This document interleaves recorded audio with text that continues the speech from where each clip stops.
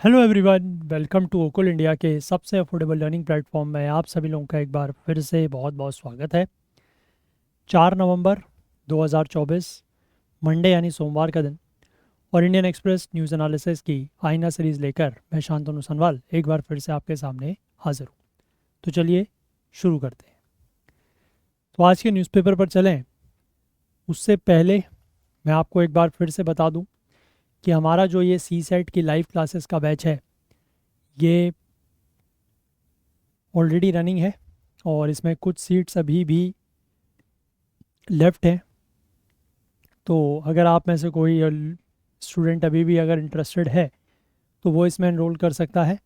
Only 999 में ये आपको बैच प्रोवाइड कराया जा रहा है। नीचे डिस्क्रिप्शन में इसका लिंक दिया हुआ है, उसके थ्रू जाके आप लोग इसकी डिटेल्स चेकआउट कर सकते हैं और वहाँ से इसके अगर आप एनरोल करना चाहें तो वहाँ से कर भी सकते हैं। और अगर आपको कोई डाउट होता है, कोई भी इसको लेकर किसी भी तरीके की कोई क्वेरी वगैरह आपके मन में है, तो यहाँ पर एक नंबर दिया हुआ है, व्हाट्सएप नंबर है 9150449990। इस नंबर पर आप कांटेक्ट कर लीजिएगा। यहाँ से आपके जो भी डाउट्स होंगे वो रिजॉल्व कर दिए जाएंगे। और आगे बढ़ने से पहले मैं आप लोगों से एक बार फिर से ये रिक्वेस्ट करना चाहता हूँ कि आप में से जो भी लोग इन सेशंस को यूट्यूब पर देखते हैं और आपको अगर किसी भी तरीके की कोई हेल्प या आपको लगता है कि किसी भी तरीके की आपको कोई हेल्प हो रही है या कुछ भी आप नया यहाँ से सीख रहे हैं, तो ये मेरी आप लोगों से रिक्वेस्ट है कि प्लीज़ कुछ ना कुछ कंट्रीब्यूट करने की कोशिश सभी लोग करें। ठीक है, इसको इग्नोर ना करें, सभी लोग कुछ ना कुछ कंट्रीब्यूट करें सो दैट कि थोड़ा बहुत हमारी भी हेल्प होगी। और डेफिनेटली इसका जो लॉन्ग टर्म बेनिफिट होगा वो आप लोगों के लिए ये रहेगा कि ये सेशंस इसी तरीके से यूट्यूब पर चल पाएंगे लंबे समय तक। ठीक है, चलिए अब हम लोग आज के न्यूज़पेपर पर चलते हैं और आज के जो इम्पोर्टेंट आर्टिकल्स हैं वो देखते हैं। हालांकि आज बहुत ज़्यादा आर्टिकल्स हमें डिस्कस नहीं करने हैं, बट लेट्स सी फिर भी जो है। तो ये हमारा आज का न्यूज़पेपर है।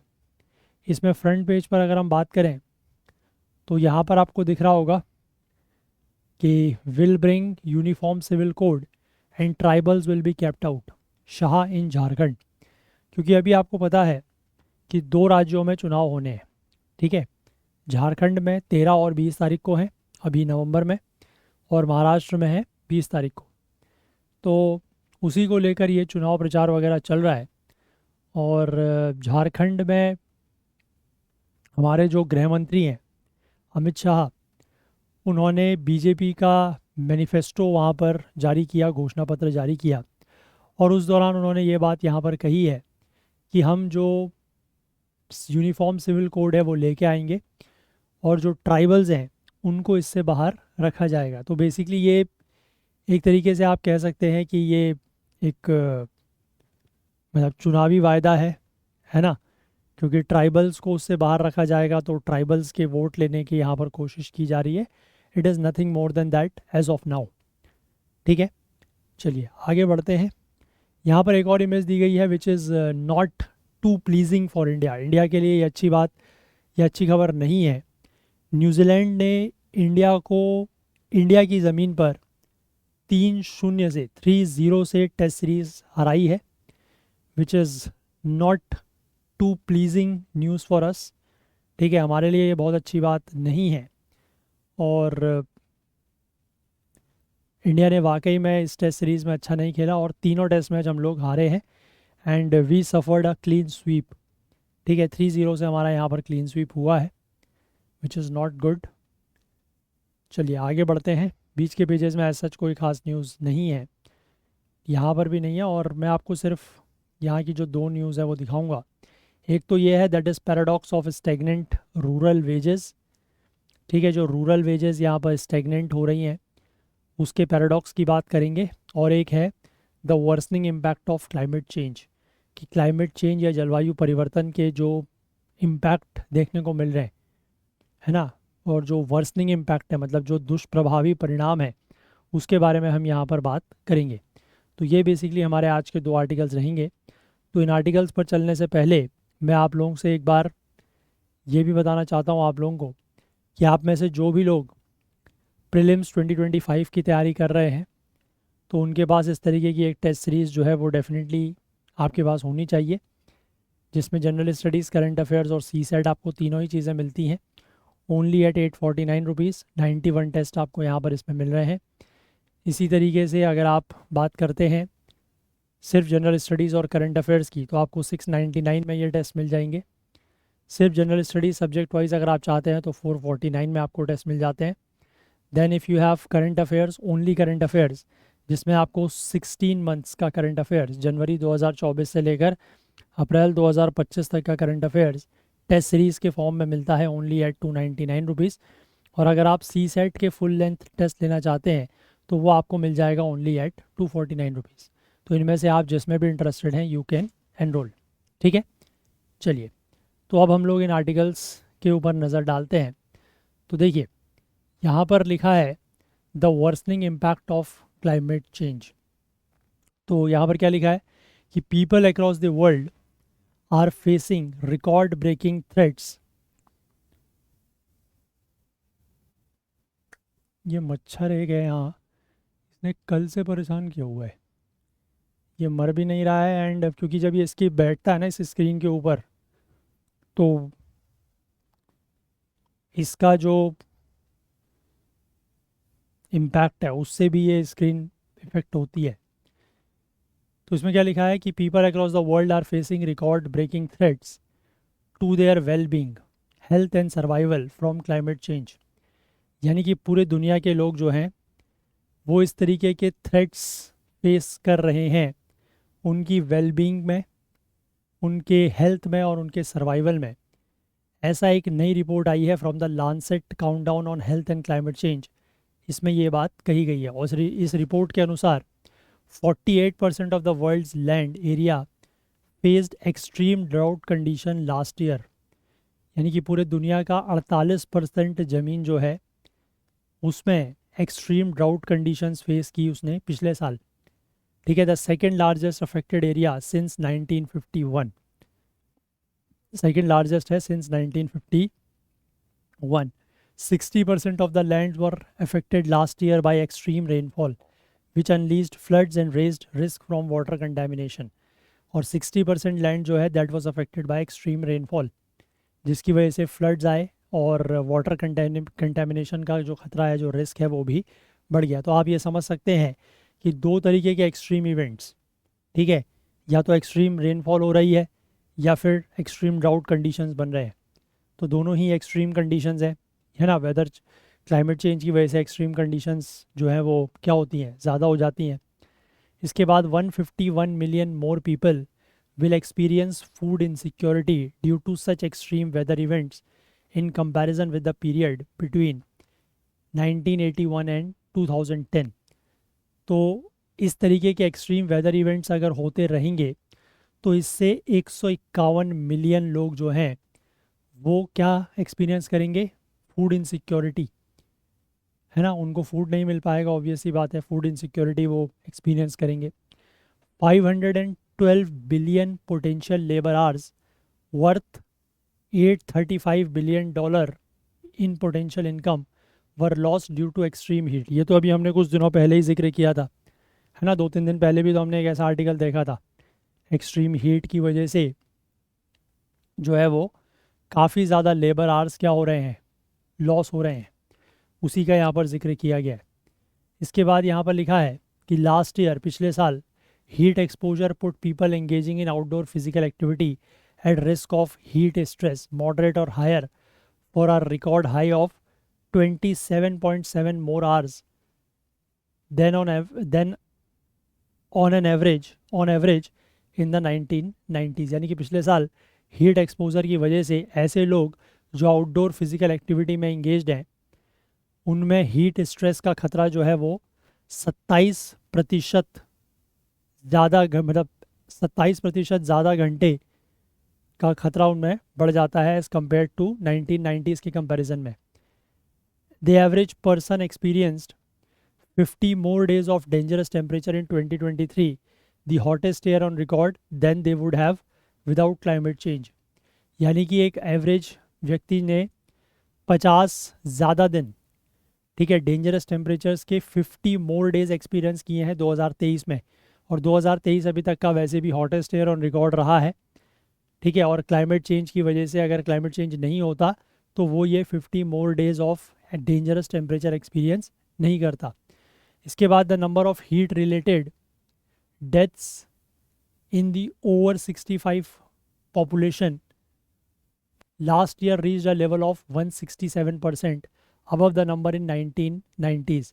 यानी कि जो हीट रिलेटेड डेथ्स हैं उनकी संख्या वो भी ओवर 65 पॉपुलेशन, मतलब 65 से ज़्यादा पॉपुलेशन के लिए ये 167% के लेवल पर पहुंच गई है 1990s के कंपैरिजन में। अगर क्लाइमेट चेंज नहीं होता तो रिसर्चर्स ने एक्सपेक्ट किया था कि ये फिगर जो है वो 165% तक बढ़ता, लेकिन क्लाइमेट चेंज की वजह से ये लेवल 167% तक पहुंच गया है। ठीक है, the hotter and dryer weather conditions contributed to a 31% increase in the number of people exposed to dangerously high particulate matter concentrations between 2003-7 and 1822। तो हॉटर और ड्रायर वेदर की वजह से क्या हो रहा है, 31% increase in the number of people expose to dangerously high particulate matter concentrations. Higher और ड्राई वेदर की वजह से 31% जो है ज़्यादा लोग एक्सपोज हो रहे हैं to the dangerously high particulate matter, जो पीएम मैटर्स होते हैं ना, PM particulate matters, PM 2.5 PM 10, उनकी कंसंट्रेशन से इतने लोग ज़्यादा प्रभावित हो रहे हैं। ठीक है, ऐसा यहाँ पर दिया गया है। तो ये कुछ डेटा है, कहीं पर अगर आप चाहें तो इसको आंसर राइटिंग में यूज़ कर सकते हैं। एज सच प्रीलिम्स में तो यहाँ पर कोई बहुत ज़्यादा मतलब पूछने जैसा नहीं है, बट हाँ अगर आपको कहीं पर impact of the climate change के रूप में लिखने को आता है तो आप इस डेटा का यूज़ करके अपने आंसर में लिख सकते हैं। ठीक है, चलिए, तो ये basically environment GS paper 3 climate change में ही आप इसको लेंगे।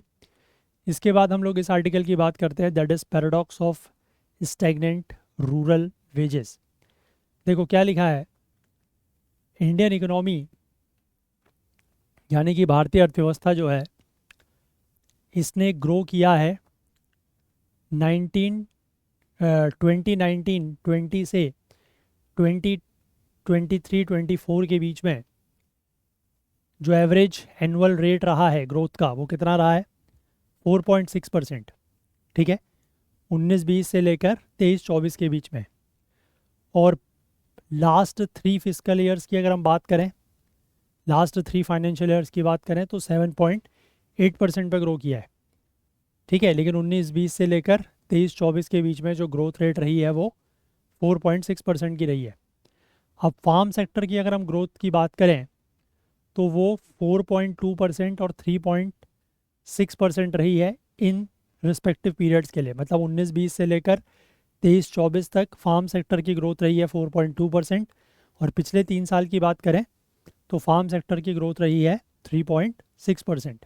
ठीक, हालांकि ये जो मैक्रो ग्रोथ नंबर्स हैं ये रूरल वेजेस में दिखने को नहीं मिलते, वहाँ पर रिफ्लेक्ट नहीं होते हैं। लेबर ब्यूरो कंपाइल करता है daily wage rate data for 25 agricultural and non agricultural occupations collected every month from 600 sample villages spread over 20 states. ठीक है, तो लेबर ब्यूरो इस तरीके का डेटा जो है वो क्या करता है, कंपाइल करता है। ठीक है, डेली वेज का डेटा, डेली वेज रेट का डेटा 25 एग्रीकल्चर और नॉन एग्रीकल्चर ऑक्यूपेशंस का, जिसको हर महीने कलेक्ट किया जाता है from 600 sample villages spread over 20 states. अब ये जो वेज ग्रोथ है इसको एस्टिमेट किया गया है दोनों ही तरीके से, एक तो नॉमिनल यानी कि करंट वैल्यू के हिसाब से, और दूसरा रियल यानी कि after deducting annual inflation based on the CPI for rural India. ठीक है, मतलब एक तो जो नॉमिनल है करंट वैल्यू उसके हिसाब से, और दूसरा रियल वेजेस निकाली गई हैं कि इन्फ्लेशन एडजस्टेड। ठीक है, सभी rural as well as agricultural occupations के लिए। अब जो ये एग्रीकल्चरल ऑक्यूपेशंस है इसमें क्या क्या आता है, इसमें है ploughing, tilling, sowing, harvesting, threshing, winnowing, picking of commercial crops, horticulture, animal husbandry, watering, irrigation, plant protection operations, ये सब आपका एग्रीकल्चरल ऑक्यूपेशन में आ जाता है। ठीक, जो एवरेज नॉमिनल की मैं बात कर रहा हूँ, नॉमिनल मतलब जो करेंट वैल्यू पर है, the average nominal year on year growth in rural wages during the 5 years ended 23-24 worked out to be 5.2%। यानी कि 2023-24 में जो 5 साल पूरे हुए हैं उसके हिसाब से अगर आप average nominal year on year growth देखें रूरल वेजेस में तो वो 5.2% रही है। ठीक है, और एग्रीकल्चरल वेजेस की अगर हम बात करें तो 5.8% रही है। लेकिन रियल इन्फ्लेशन एडजस्टेड टर्म्स में अगर हम बात करें, नॉमिनल वैल्यू तो ठीक है, लेकिन जैसे ही हम उसको इन्फ्लेशन के हिसाब से एडजस्ट करते हैं तो एवरेज एनुअल ग्रोथ रेट जो है वो रूरल एरियाज़ के लिए -0.4% हो जाती है, और एग्रीकल्चरल वेजेस की अगर हम बात करें तो 0.2% रह जाता है। मतलब आप ये समझिए कि जितना उनकी रूरल वेजेस या एग्रीकल्चरल वेजेस बढ़ रही हैं उसके आसपास या उससे ज़्यादा इन्फ्लेशन बढ़ रहा है। तो जैसे ही आप उसको इन्फ्लेशन एडजस्ट करते हैं तो वो रूरल वेजेस नेगेटिव में चली जाती हैं और एग्रीकल्चरल वेजेस जो हैं वो सिर्फ 0.2% की ग्रोथ रह जाती है उसमें। ठीक है, अब इसके बाद अगर हम इस करंट फिस्कल की बात भी करें अप्रैल से लेकर अगस्त तक, तो ओवरऑल रूरल वेजेस जो हैं वो राइज़ की हैं सिर्फ 5.4% year on year in nominal basis, और रियल टर्म्स में अगर हम बात करें तो सिर्फ 0.5%।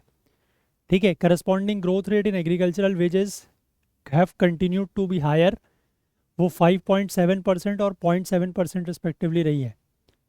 ठीक है, तो यानी कि ओवरऑल रूरल वेजेस की अगर हम बात करें तो उसकी स्थिति अगर एग्रीकल्चरल वेजेस के कंपैरिजन में देखें तो ज़्यादा ख़राब है। ठीक है, अब पैराडॉक्स की यहाँ पर बात करें तो यहाँ से एक ऑब्वियस क्वेश्चन रेज होता है, और वो क्या है कि why are real rural wages stagnant if not negative. कि जो रियल रूरल वेजेस हैं, ठीक है, रियल का मतलब वही है इन्फ्लेशन एडजस्टेड, तो जो रियल रूरल वेजेस हैं वो स्टैग्नेंट क्यों हैं? स्टैग्नेंट का मतलब है कि वो ग्रो क्यों नहीं कर रही हैं। अगर वो नेगेटिव नहीं भी हैं, चलो उसमें गिरावट हम कह रहे हैं कि चलो गिरावट नहीं भी आ रही है, तो वो स्टैग्नेंट क्यों बनी हुई है? व्हेन द कंट्रीज जीडीपी, है ना, जब देश की जीडीपी और जो फार्म सेक्टर की ग्रोथ है वो डिसेंट टू गुड रही है रिसेंट टाइम्स में, है ना, कि देश की जीडीपी की ग्रोथ की बात करें या फार्म सेक्टर की ग्रोथ की बात करें तो वो डिसेंट टू गुड रहा है ना, यानी कि या तो डिसेंट रहा है या अच्छा रहा है। लेकिन रियल रूरल वेज जो है वो स्टैग्नेंट क्यों हो गया है, ये यहाँ पर सवाल है। तो इसका इन्होंने एक एक्सप्लेनेशन यहाँ पर दिया है कि rising labour force participation rates among women, specially rural India में जो लेबर फोर्स पार्टिसिपेशन रेट है महिलाओं के बीच में वो बढ़ रहा है। अब LFPR का मतलब होता क्या है? लेबर फोर्स पार्टिसिपेशन रेट का मतलब क्या होता है? This is the percentage of the population aged 15 years and above that is working और सीइंग और willing to work for a relatively long part of a particular year. ठीक है, कि 15 साल से ऊपर के ऐसे लोग जो काम कर रहे हैं या जो काम करना चाहते हैं साल के ज़्यादातर समय के लिए, उससे बनता है लेबर फोर्स पार्टिसिपेशन रेट।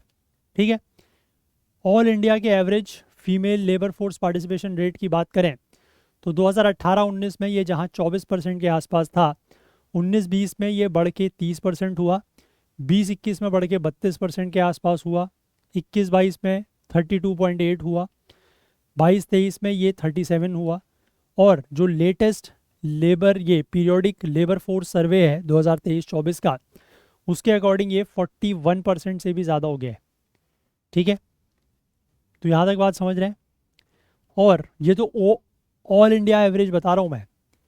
अगर इसमें हम रूरल फीमेल LFPR देखें, यानी कि रूरल एरियाज़ में फीमेल का लेबर फोर्स पार्टिसिपेशन रेट देखें, तो जहाँ ये 2018-19 में 26% था, ये लगातार बढ़ के 33%, 36%, 36, 41.5, और इसके बाद के साल में 47% तक पहुंच गया है।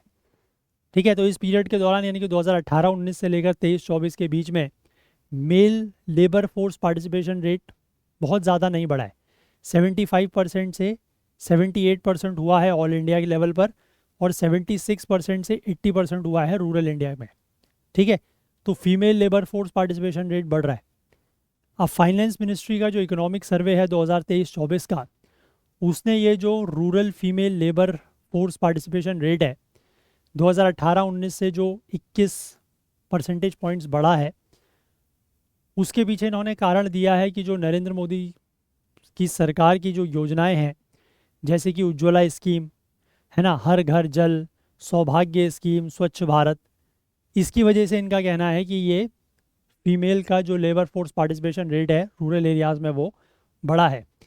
अब ये जो फ्लैगशिप स्कीम्स है जिसके बारे में सर्वे क्लेम करता है, have not just substantially expanded household access to clean cooking fuel, यानी कि इससे घरों में क्लीन कुकिंग फ्यूल तो मिला ही है, इलेक्ट्रिसिटी मिली है, पाइप्ड ड्रिंकिंग वाटर मिला है ना, घरों तक पानी की पाइप की लाइनें पहुंच चुकी हैं, टॉयलेट्स मिले हैं, और दूसरा यहाँ पर इससे फ़ायदा ये भी हुआ है कि जो रूरल वीमेन का टाइम है वो बच रहा है। ठीक है, जो एफर्ट उनको लगता था दूर दराज से पानी लाने में, है ना, या फिर फायरवुड और डंक कलेक्ट करने में, तो वो सब उसमें समय और जो एफर्ट्स लगते थे वो बच रहे हैं। साथ ही साथ फ़ायदा ये भी है कि महिलाएं जो हैं वो अब एलपीजी सिलेंडर का इस्तेमाल करके खाना जल्दी पका सकती हैं, इलेक्ट्रिक मिक्सर ग्राइंडर का भी इस्तेमाल कर सकती हैं, तो उससे उनकी जो समय है, जो एनर्जीज़ हैं, उसको वो आउटसाइड एम्प्लॉय में ज़्यादा लगा रही हैं। ठीक है, पहले से वो सिर्फ घर के काम ही करती रहती थी, उसी में उनका सारा टाइम, सारा एफर्ट, सारी एनर्जी लग जाती थी, बट अब वो बच रही है और उसकी वजह से वो उसको कहीं और आउटसाइड एम्प्लॉयमेंट में यूज़ कर पा रही हैं।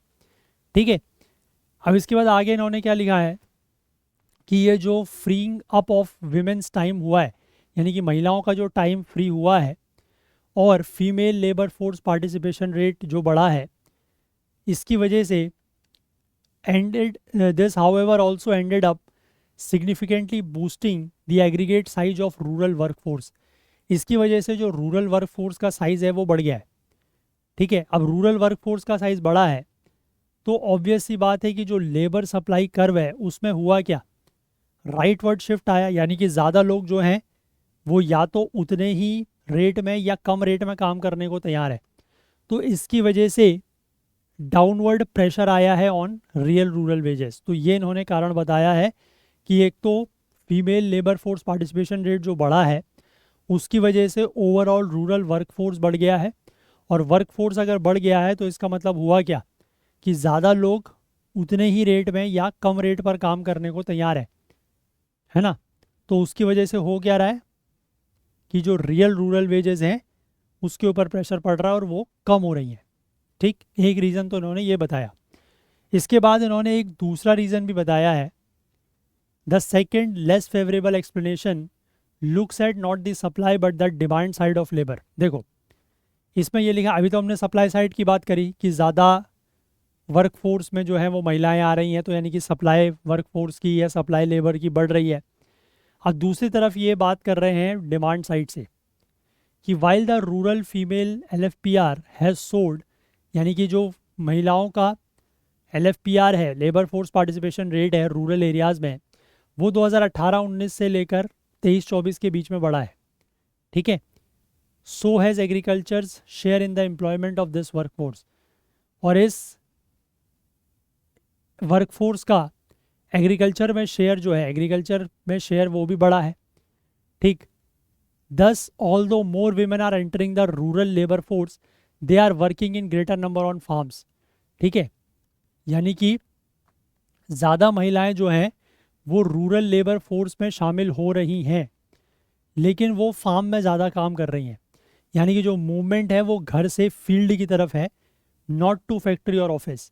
यानी कि महिलाएं घर से बाहर निकल रही हैं तो वो घर से खेत की तरफ जा रही हैं काम करने के लिए, वो घर से किसी फैक्ट्री की तरफ या किसी ऑफिस की तरफ नहीं जा रही हैं। ठीक, that in turn has probably to do with the nature of GDP growth. अब इसको इन्होंने जीडीपी ग्रोथ के नेचर से कैसे लिंक किया है, देखो, इकोनॉमी में be churning out more goods and services, but that process is becoming increasingly capital intensive and labour saving as well as labour displacing. ठीक है, इकोनॉमी जो है वो ज़्यादा गुड एंड सर्विस प्रोड्यूस कर रही हो तभी जीडीपी ज़्यादा होगी, है ना।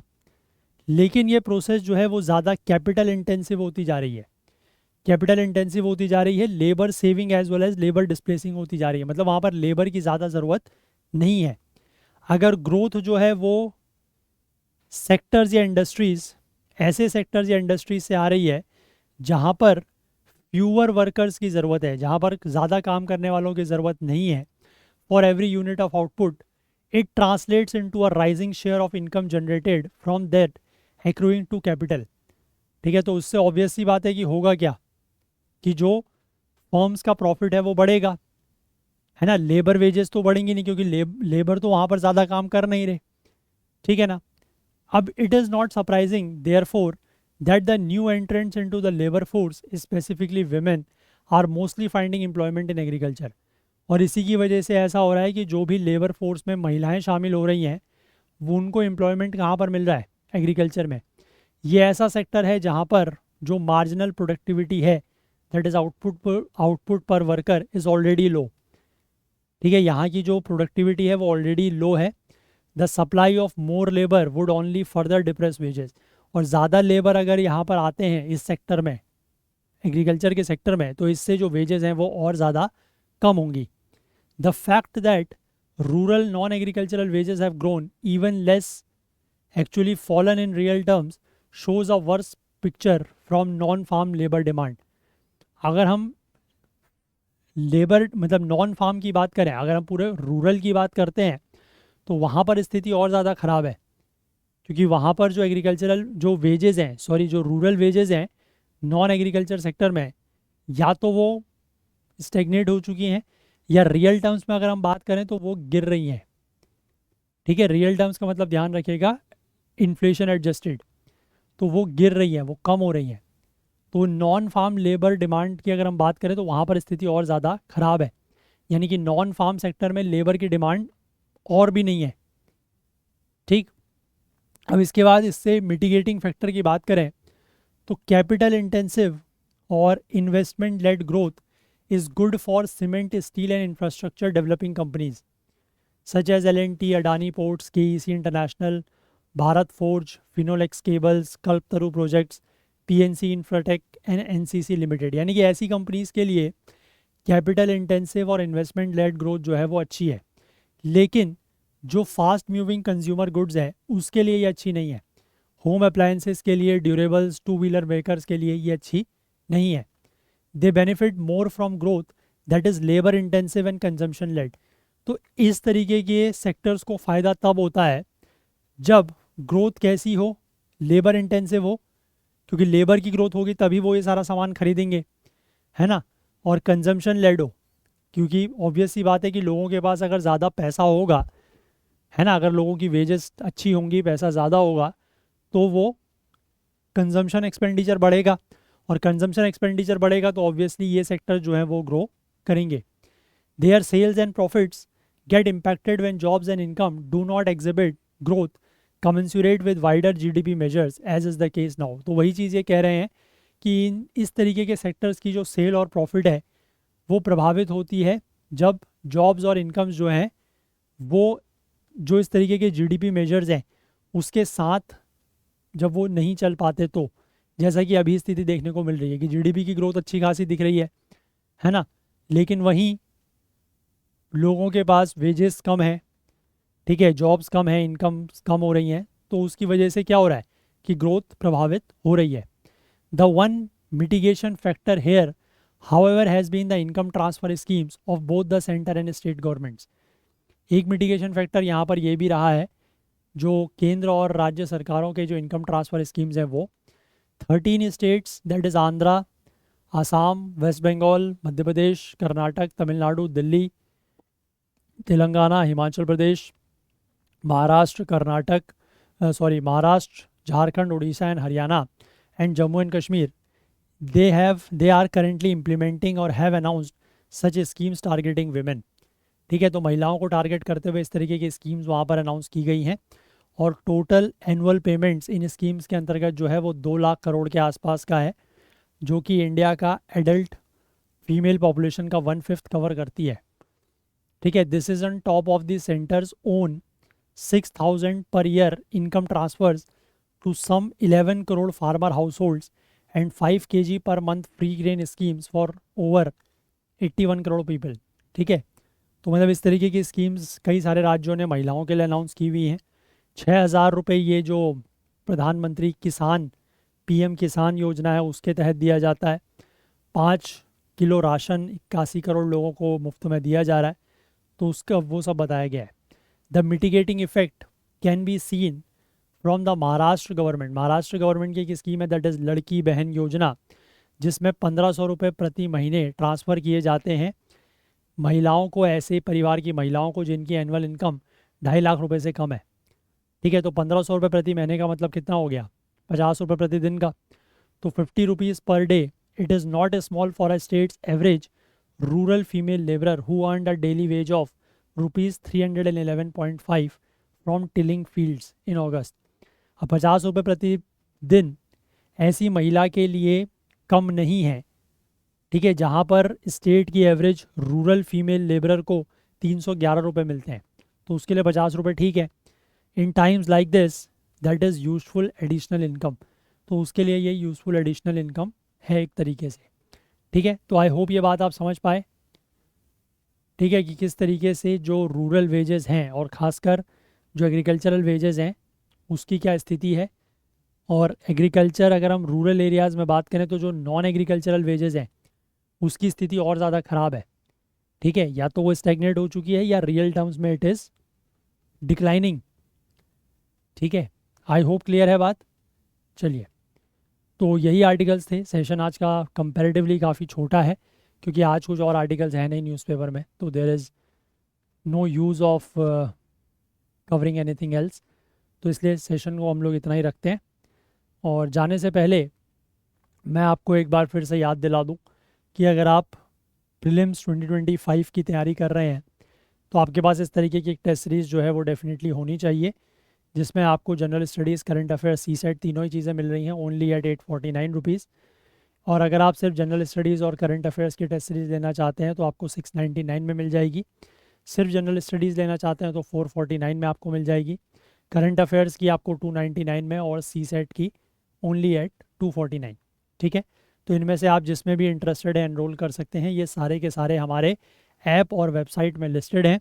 अगर किसी को भी लेकर आपके मन में कोई डाउट है, कोई क्वेरी है, तो यहाँ पर जो एक हमारा व्हाट्सएप नंबर दिया गया है 9150449990, इस नंबर पर आप कांटेक्ट कर सकते हैं। ठीक है, और आप हमारे ऐप को प्ले स्टोर से ज़रूर डाउनलोड करें। अगर आपने हमारे किसी भी वीडियो कोर्स में एनरोल किया हुआ है तो आप वीडियोस को डाउनलोड करके ऐप के थ्रू ऑफलाइन भी देख सकते हैं।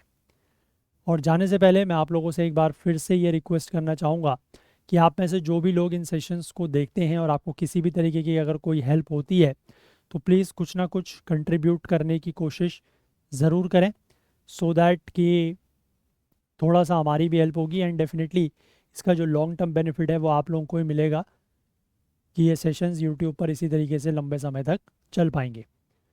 तो चलिए, अगर आपको आज का सेशन पसंद आया हो तो लाइक ज़रूर करें, ज़्यादा से ज़्यादा शेयर करें। आपके जो भी डाउट्स हैं, जो क्वेरीज़ हैं, वो आप कमेंट कर सकते हैं। अदरवाइज़ भी कमेंट ज़रूर करें। चैनल को आपने सब्सक्राइब नहीं किया है तो प्लीज़ डेफिनेटली करें, अपने फ्रेंड्स वगैरह से भी करवाएं। बेल आइकन प्रेस करना ना भूलें ताकि वीडियोस के नोटिफिकेशन आपको ऑन टाइम मिल सकें। साथ ही साथ अपना प्यार और अपना सहयोग हमारे साथ बनाए रखें। हाईलाइटेड आर्टिकल्स आपको करंट अफेयर्स ओकुल टेलीग्राम चैनल पर मिल जाएंगे, जिसका लिंक नीचे डिस्क्रिप्शन में दिया हुआ है, या फिर आप इसको करंट अफेयर्स ओकुल सर्च करके भी ज्वाइन कर सकते हैं, या इस QR कोड को स्कैन करके भी ज्वाइन कर सकते हैं। तो चलिए, आज के लिए इतना ही रखते हैं, बाकी कल को फिर से मिलेंगे इंडियन एक्सप्रेस न्यूज़ एनालिसिस की आईना सीरीज़ के साथ। तब तक के लिए अपना बहुत बहुत ध्यान रखें। Please do take care of yourself. Thank you, have a nice day, bye bye.